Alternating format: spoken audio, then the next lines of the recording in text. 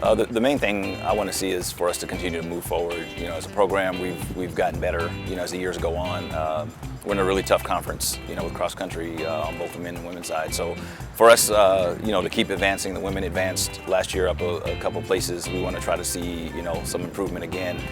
The men's team is far better than we've been in a long time, but we're still young. We have a lot of teams in front of us that are very experienced. They're powerhouses, so to speak. And so we just want to try to see some improvement. So both on the men's and women's teams, we're so much more confident than we've been since we've joined the Big West, essentially.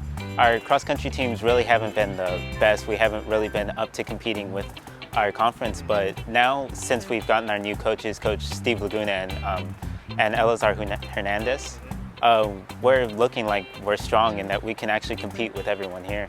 So we're happy. We're excited.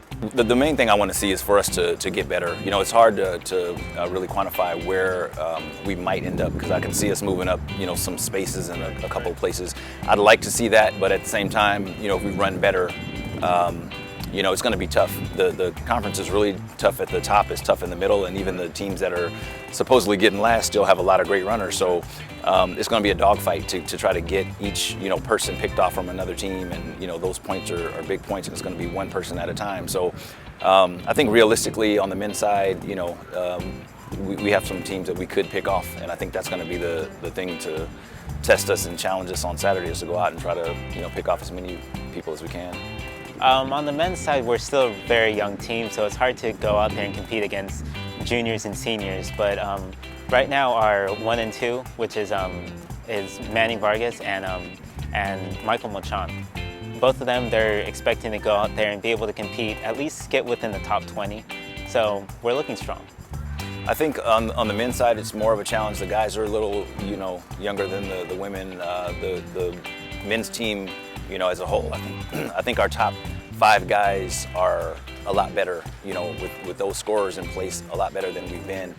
So, the truth is, last year on the women's side, we had one person in the top 10, but then our, 5th person might be back in the 40s or 50s. Same thing on the men's side is, our 5th scorer last year was really, a lot farther, closer to the back of the pack of the whole conference. So I think getting that 5th person, the 4th person, 3rd person closer to the front of the pack is really our goal and key.